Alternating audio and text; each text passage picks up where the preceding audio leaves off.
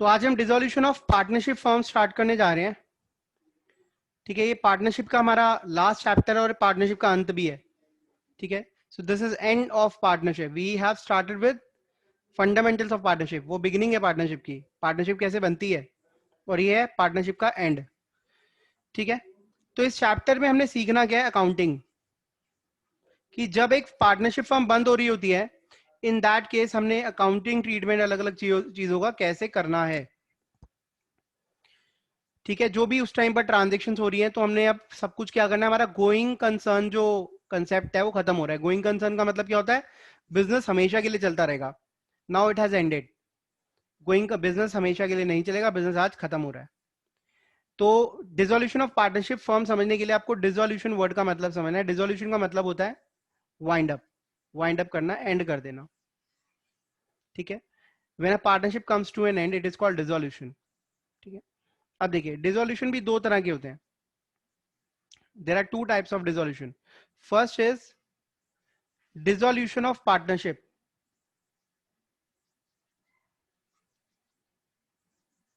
and second thing is dissolution of partnership firm. ठीक है, तो यहां पे वर्ड आया पार्टनरशिप, यहां पे आया word partnership firm. Dissolution of partnership का मतलब क्या होता है, पार्टनरशिप खत्म हो रही है, मतलब हम अपना जो बिजनेस है किसी और फॉर्म में स्टार्ट कर रहे हैं। Partnership ends but business continues, काम चलता रहेगा। ठीक है, नेम वही रहेगा, सब कुछ वही रहेगा, सिर्फ क्या होगा, पार्टनरशिप हमारी खत्म हो जाएगी। अब ये कौन से केसेस होते हैं जहां पर एक पार्टनरशिप फर्म को प्रोप्राइटरशिप में कन्वर्ट कर दिया जाता है, मतलब अब उसको केवल और केवल एक ही आदमी चलाएगा, पार्टनरशिप खत्म। या फिर पार्टनरशिप फर्म को कंपनी के अंदर कन्वर्ट कर दिया जाता है, एटसेट्रा एटसेट्रा। तो बेसिकली ये तो एक थियोरेटिकल कंसेप्ट है। यहाँ पे पार्टनरशिप एंड हो रही है, ठीक है, बिजनेस हमारा चल रहा है, तो ये हमारे अभी कोर्स के अंदर नहीं है। अभी के लिए इसकी आपने सिर्फ थ्योरी पढ़नी है। ये आएगा हमारा बीकॉम सेकेंड ईयर के अंदर या बीकॉम ऑनर्स सेकेंड ईयर के अंदर आएगा। डिसोल्यूशन ऑफ पार्टनरशिप फर्म के अंदर क्या होता है, यहां पर हमारी पार्टनरशिप प्लस बिजनेस दोनों ही खत्म हो रहे हैं, सब कुछ बेचकर हम जा रहे हैं। ठीक है, तो यहां पर हमारी पूरा पूरा का पूरा बिजनेस भी खत्म हो रहा है। Hope this is clear to you. जब एक फर्म बंद होती है, मतलब जब उसका डिसोल्यूशन होता है,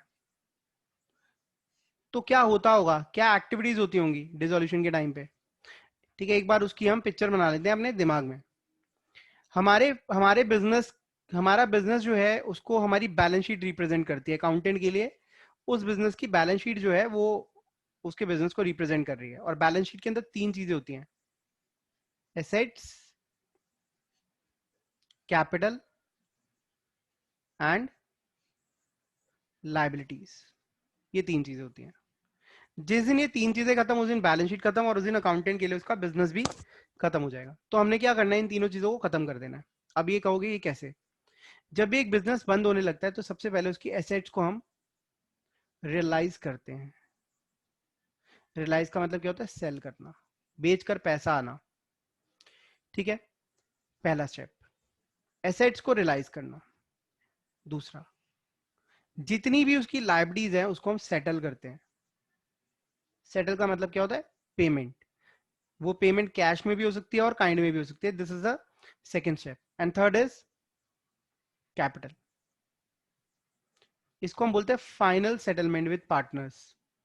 जिन लोगों ने बिजनेस शुरू करा, अगर कुछ बच जाता है तो वो उनको दे दिया जाता है। अगर कैपिटल के अंदर कुछ भी बचता है अमाउंट, तो वो उनको दे दिया जाता है। कैपिटल में अमाउंट कब बचता है, जब कोई लॉसेस नहीं होते।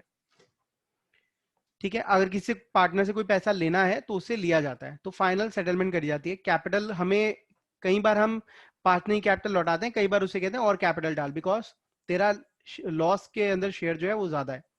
तो बेसिकली अगर आप ये तीन स्टेप्स ध्यान रखो, एसेट्स को बेच दो, लाइबिलिटीज को पे ऑफ कर दो, और बाकी जो है फाइनल सेटलमेंट कर दो पार्टनर्स के साथ, that is called dissolution of partnership firm. लेकिन हमने इस प्रोसेस को समझना है कि एसेट्स को बेचते हैं, लाइबिलिटीज को पे करते हैं, तो इसका एक सिस्टमैटिक वे है। उस सिस्टमैटिक वे को हमने फॉलो करना है। ठीक है, तो अब जो हमारा काम है, हमने क्या सीखना है, इस प्रोसेस को सीखना है। डिसोल्यूशन इज अ प्रोसेस, ठीक है। अब इस प्रोसेस के अंदर क्या होता है, सबसे पहला हमारा टारगेट क्या होता है, अकाउंटिंग बर्डन को कम से कम रखना। हम बिजनेस शुरू नहीं कर रहे, ठीक है, अकाउंटिंग बर्डन जो है लीस्ट होना चाहिए। तो इस डिसोल्यूशन प्रोसेस के लिए हम ज्यादा अकाउंट्स खोलने की बजाय एक सिंगल अकाउंट खोल लेते हैं, that is called realisation account, ठीक है। तो हम एक नए अकाउंट की शुरुआत कर रहे हैं, this is a new account for dissolution. बस ये एक लौता अकाउंट है जो एक्स्ट्रा खुलेगा, जो एक नया अकाउंट है। अब इसका काम क्या होता है, इसका काम होता है जितनी भी एसेट्स हैं उसको रिकॉर्ड करना और उन एसेट्स को सेल कर देना। जितनी भी लायबिलिटीज हैं उनको रिकॉर्ड करना और उसे पे ऑफ कर देना, ठीक है। तो ये रियलाइजेशन अकाउंट बन चुका है हमारा। अब आप कहोगे सर ये रियलाइजेशन अकाउंट तोड़ना है, बेटा रियलाइजेशन अकाउंट मतलब कंसेप्ट हमारा क्लियर है, वो फॉर्मेट के अंदर हमने उसको कन्वर्ट करना है। अब देखिए, सपोज रियलाइजेशन अकाउंट ने रिकॉर्ड करा कि भाई इस बिजनेस के अंदर 10 लाख रुपए की एसेट्स हैं और उसे सेल कर दिया 18 लाख में, सपोज 18 लाख में, ठीक है। लॉस की बात अभी नहीं करेंगे, क्लियर है। तो यहां पे आपको कितना प्रॉफिट दिख रहा है, 8 लाख का एक प्रॉफिट हो गया एसेट्स को बेचने पर। फिर रियलाइजेशन अकाउंट ने लाइबिलिटीज को रिकॉर्ड करा, 6 लाख की लाइबिलिटीज है और इनको हमने 8 लाख रुपए पे करे। तो यहां पे हमें लॉस कितना हो गया, 2 लाख का, है ना भाई, यही हुआ ना। तो अगर हम देखें ओवरऑल हमें प्रॉफिट हुआ या लॉस हुआ, तो यहां पर आ गया प्रॉफिट, 6 लाख का प्रॉफिट हो गया, ठीक है। अगर मैं कहूं ये इसके बीच में एक लाइन डाल दूं, ये डेबिट साइड है और ये क्रेडिट साइड है, तो 18 लाख और 6 लाख कितना हुआ, 24 लाख। और 10 और 8 कितना हुआ, 18 लाख, है ना। 24 और 18 का डिफरेंस कितना होता है, 6 लाख। तो जब हमने इनको बैलेंस करा तो हमारे पास क्या आ गया, प्रॉफिट वाली फिगर आ गई। क्या आपको मेरी बात समझ आई, पहले तो यहां तक आप मुझे बता दो। हाँ जी। तो अब देखिए, तो रियलाइजेशन अकाउंट का काम क्या था, एसेट्स और लाइबिलिटीज को रियलाइज करना, ठीक है। अब आप कहेंगे नया अकाउंट खोलने की जरूरत क्या थी, बिकॉज ये हमारे अकाउंटिंग प्रिंसिपल्स हैं, कह सकते हैं अकाउंटिंग सिस्टम है हमारा। जब भी एक नई प्रोसेस स्टार्ट होती है तो उस प्रोसेस से रिलेटेड हम एक नया अकाउंट खोलेंगे। क्यों, क्योंकि हमने पर्टिकुलरली उस प्रोसेस से जुड़ा प्रॉफिट या लॉस निकालना है। और प्रॉफिट लॉस निकालने का तरीका क्या होता है, सारे खर्चों को डेबिट कर दो और इनकम्स को क्रेडिट कर दो, ठीक है। सारे खर्चों को डेबिट कर दो, इनकम्स को क्रेडिट कर दो, दोनों का डिफरेंस प्रॉफिट और लॉस बता देगा। लेकिन अब एक और चीज, कई बच्चे कहते हैं सर रियलाइजेशन अकाउंट का नेचर क्या है, बेटा नॉमिनल, नॉमिनल अकाउंट है ये, ठीक है। इसका नेचर है नॉमिनल नेचर। ऐसा कोई भी अकाउंट जो प्रॉफिट और लॉस की वैल्यूज बताए, ठीक है, जिसका रिजल्ट प्रॉफिट और लॉस की वैल्यूज बताना हो, that is a nominal nature account, okay. अच्छा एक और चीज, यहां पर कोई रियल नेचर अकाउंट है ही नहीं, सारी एसेट्स अब नॉमिनल में कन्वर्ट हो जाएंगी एक तरह से देखा जाए तो, क्योंकि यहाँ रियल नेचर वहां होता है जहां गोइंग कंसर्न होता है। एसेट्स तब तक होती हैं जब तक हमें लगता है फ्यूचर है, तो फ्यूचर में बेनिफिट्स मिलेंगे तो वो एसेट्स में आ जाएंगे। लेकिन यहाँ तो कोई फ्यूचर ही नहीं है, बिजनेस बंद हो रहा है, ठीक है। तो अब मैं आपको रियलाइजेशन अकाउंट जो आपको बताया था, पहले क्या बताया था, मेरे पास इतने की एसेट्स हैं वो इतने की बिक गई, इतने की लाइबिलिटी इतने की पे हो गई, जो रिजल्ट आया वो प्रॉफिट आया। ये रियलाइजेशन का काम है कि कितने की एसेट्स बिकी, अपनी लाइबिलिटीज को कितना पे करना पड़ा। ओवरऑल देखते हैं पैसा ज्यादा गया या कम गया, ज्यादा गया तो नुकसान, कम गया तो फायदा, ठीक है। अब देखिए, तो हमारा सबसे पहले यहां पर जो टॉपिक है that is to understand realisation account, open realisation account, ठीक है। Before doing journal entry, journal entries हम नेक्स्ट क्लास में सीखेंगे, पहले मैं आपको रियलाइजेशन अकाउंट समझाने वाला हूँ आज, ठीक है। उसके बाद बहुत लंबी प्रोसेस है वो समझेंगे, वो भी एक ही क्लास की है, जर्नल एंट्रीज, ठीक है। ये हमारा फॉर्मेट है।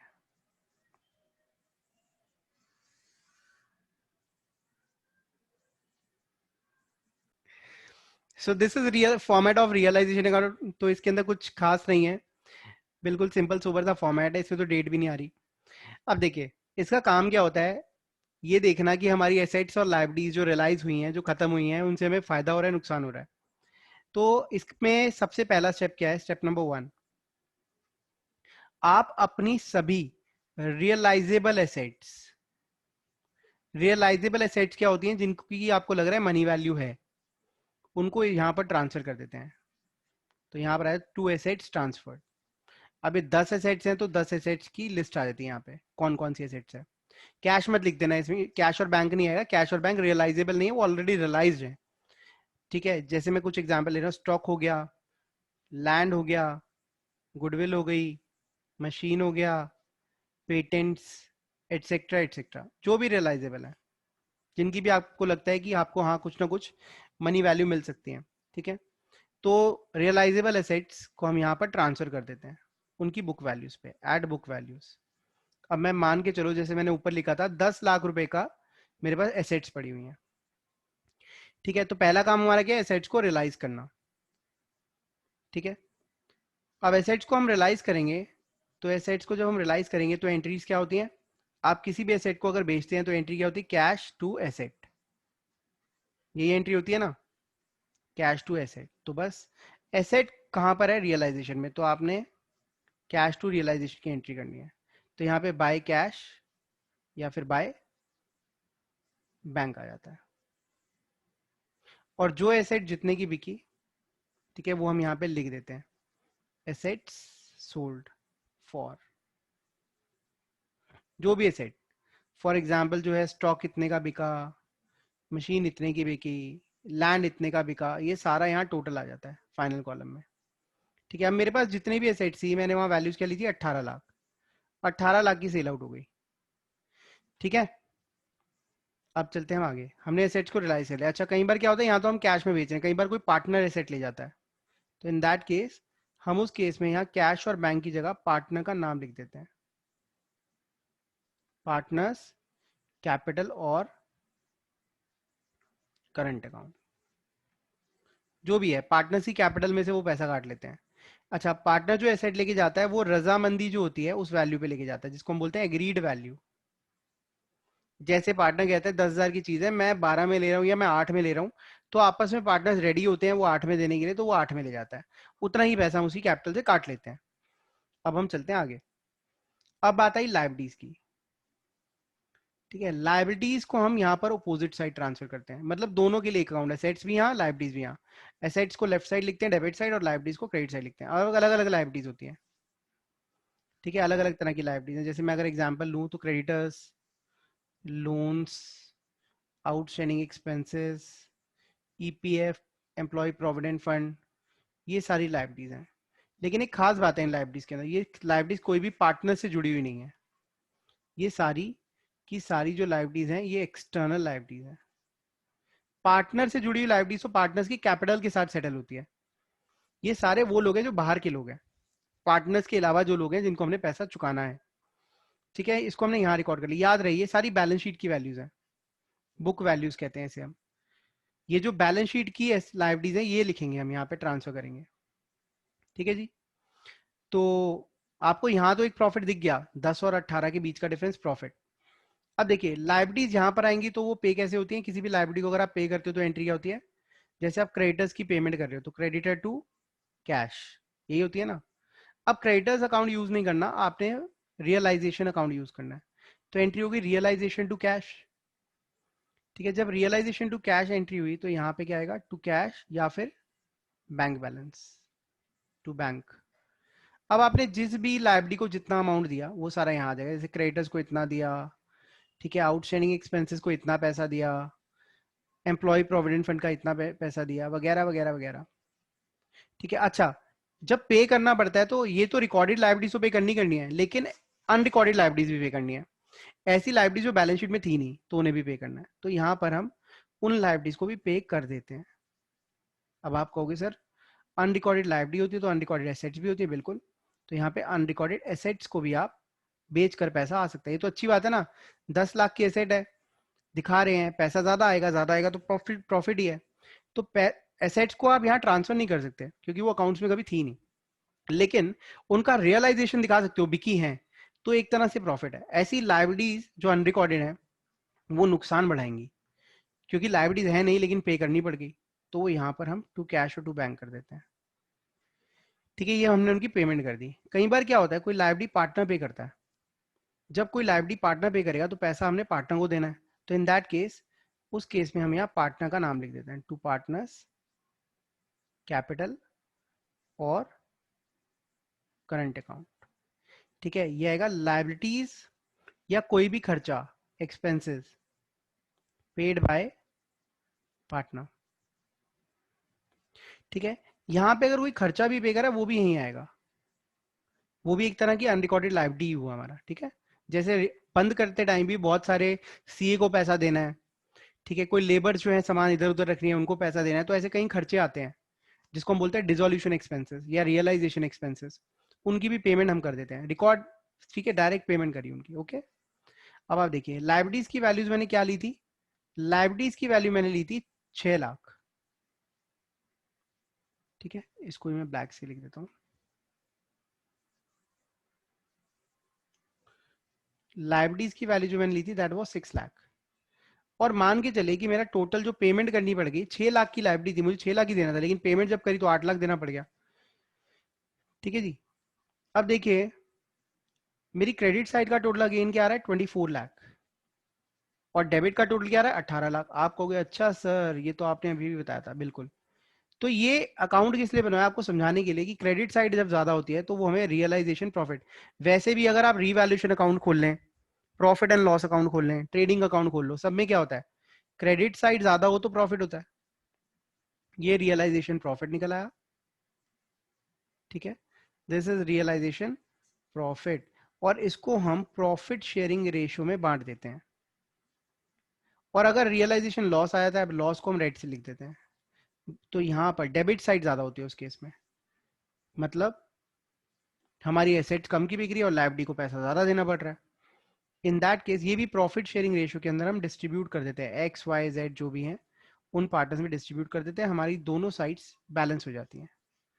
ठीक है, इस तरीके से हम रियलाइजेशन अकाउंट बनाते हैं, आप चाहें तो इसे नोट कर सकते हैं। ठीक है, फटाफट आप इसको नोट कर लो,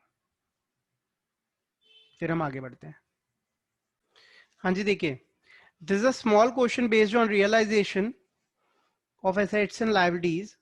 ये देखिए एक्स वाई जेड जो है पार्टनर्स हैं 211 में, बैलेंस शीट इनकी गिवन है, 20 लाख रुपए की कैपिटल है, 2 लाख का जनरल रिजर्व है, 4 लाख के क्रेडिटर्स हैं, सन्ड्री एसेट्स जो है 25 लाख की हैं, और कैश कितना है 1 लाख, ये बैलेंस शीट की पोजीशन है। The firm has been dissolve due to difference of opinion, आपसी मतभेद, आपस में बन नहीं रही थी। ठीक है, डिसोल्यूशन के भी कई कारण होते हैं जो हम नेक्स्ट क्लास में डिस्कस करेंगे। अब वो कह रहा है एसेट्स जो बिकी हैं 28 लाख की बिकी हैं, लायबिलिटीज को हमने फुल पे कर दिया, और रियलाइजेशन के जो खर्चे हुए हैं, एक्सपेंसेस हुए हैं, वो 50,000 है। शो रियलाइजेशन अकाउंट, आपने इसका रियलाइजेशन अकाउंट बनाना है और कुछ नहीं करना। ठीक है, तो फॉर्मेट बनाते हैं हम सबसे पहले। हाँ जी, देखिए अब हमने करना क्या है, सबसे पहला स्टेप हमारी एसेट साइड पर जाइए, और सारी एसेट्स जो रियलाइजेबल हैं, कैश को नहीं, कैश रियलाइजेबल नहीं है, कैश ऑलरेडी लिक्विड है, ये बिकता नहीं है, कैश अपने आप में जितना है उतना ही रहता है। तो हमारी जितनी भी एसेट्स हैं 25 लाख की, उन्हें हम रियलाइजेशन की डेबिट साइड पर यहाँ रिकॉर्ड कर देंगे, और यहाँ पे क्या आ जाएगा, टू सन्ड्री। सन्ड्री एसेट्स का मतलब क्या, अलग अलग एसेट्स हैं, उसको मर्ज करके यहाँ वैल्यूज लिखी हुई है, 25 लाख रुपए। ठीक है, सबसे पहला स्टेप हमारा था एसेट्स को ट्रांसफर करना। अब क्योंकि बैलेंस शीट से हमने क्वेश्चन स्टार्ट किया, तो लायबिलिटीज को भी हम ट्रांसफर साथ ही साथ कर लेते हैं। और लायबिलिटीज भी हम कौन सी लेते हैं, एक्सटर्नल लायबिलिटीज, है ना। एक्सटर्नल लायबिलिटी में आप देखो कैपिटल तो आती नहीं, रिजर्व भी नहीं आता, तो सिर्फ क्या आते हैं, क्रेडिटर्स आते हैं। तो यहाँ पे हम लायबिलिटीज को भी लगे हाथ ट्रांसफर कर ही लेते हैं, तो बाय लायबिलिटीज ट्रांसफर्ड लिखेंगे यहाँ पे, ट्रांसफर्ड। और यहाँ कौन सी लायबिलिटीज, क्रेडिटर्स हैं, क्रेडिटर्स कितने के हैं, 4 लाख के क्रेडिटर्स हैं। अभी मैंने एक ही आइटम है तो इसको फाइनल कॉलम में लिख लिया, नहीं तो ये अगर अलग अलग होती तो पहले अंदर टोटल करता, बाहर फाइनल टोटल आता है इनका। देखिए अब रियलाइजेशन हमने किसका करना है, एसेट्स को बेचना है और लायबिलिटीज को पे ऑफ करना है। देखिए एसेट्स 28 लाख की सेल ऑफ हो रही है, एसेट्स को जब हम सेल ऑफ करेंगे तो एंट्री कहाँ आएगी, यहाँ पर बाय कैश, और यहाँ के लेंगे एसेट्स रियलाइज्ड या सोल्ड, कुछ भी लिख सकते हैं 28 लाख। यहाँ पर भी सिर्फ एक ही अमाउंट है, अगर अलग अलग होता तो हम अंदर टोटल करते हैं ऐसे करके और फिर फाइनल बाहर लिखते हैं। ठीक है, इसके बाद liabilities are paid in full. Liabilities हमारी कितनी है, 4 लाख की लाइबिलिटीज है, 4 लाख की लाइबिलिटीज है, तो इनको हम पे कर देते हैं यहाँ पर टू कैश। लाइबिलिटीज को हमने पे कर दिया, तो यहाँ गया क्रेडिटर्स। हमने यहाँ बताना है कि हमने क्रेडिटर्स की पेमेंट करी कितनी, 4 लाख रुपए पेमेंट कर दी। ठीक है, इसके साथ साथ उसने एक और बात बोली है, और वो बात क्या है, 50,000 का हमारा एक खर्चा हुआ है। तो मैंने कहा था कुछ भी अगर पेमेंट करनी है तो यहाँ पर आप पेमेंट कर सकते हैं, चाहे वो रिकॉर्डेड हो लाइबिलिटी या अनरिकॉर्डेड। तो ये रियलाइजेशन का खर्चा जो है इसको भी पे करते हैं। अब यहाँ 2 आइटम्स है, तो ऐसा करते हैं, यहाँ 4 लाख यहाँ लिख लिया और 50,000 यहाँ लिख दिया, और एक्सटर्नल कॉलम में 4 लाख की जगह हम 4,50,000 लिख देंगे।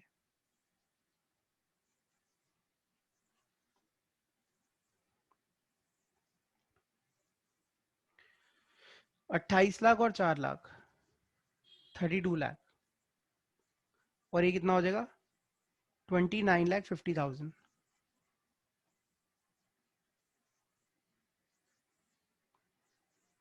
ये आ गया रियलाइजेशन प्रॉफिट, 2.5 लाख रुपए का रियलाइजेशन प्रॉफिट आ गया। क्रेडिट साइड ज्यादा है तो ठीक है, प्रॉफिट आ गया हमारे पास। अगर आप इसको वैसे एनालाइज करें तो देखें 25 लाख की चीज 28 की बिकी, तो 3 लाख का प्रॉफिट यहाँ आ गया, और लाइबिलिटी सी हमारी 4 लाख पे करना पड़ा, 4.5 लाख, 4.5 लाख में 50,000 का नुकसान हो गया हमें, तो 2.5 लाख का प्रॉफिट आ गया। ठीक है, तो अल्टीमेटली आपकी जो नेट एसेट सी उस पर आपको 2.5 लाख का फायदा आया। अब इस 2.5 लाख के फायदे को आप किस में बांट देंगे, एक्स वाई और जेड में बांट देंगे, रेशियो इज 2:1:1। ठीक है, तो ये कितना आ जाएगा, दैट इज 60 to 500, 60 to 500 और 1,25,000। ठीक है, कोई डाउट है तो आप इसमें पूछ लो।